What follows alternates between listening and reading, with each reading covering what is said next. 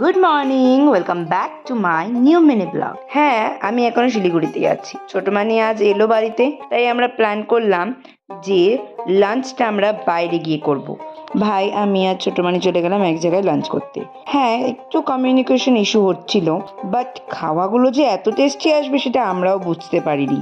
প্রচুর মন ভরে গরম গরম খাওয়া খেয়ে দিয়ে ভাইকে বাটি পাঠিয়ে দিয়ে আমি আর ছোট মানি চলে গেছিলাম হকার্স কর্নারে। প্রচুর কিছু কিনেছি, ক্যাপ কিনেছি, ক্রক্স কিনেছি, কুর্তি কিনেছি, খুবই অল্প দামে আমি সব কিছু কিনেছি।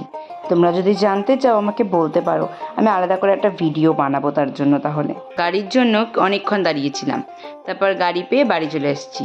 তারপর আর কিছু ক্লিপ নেওয়া হয়নি।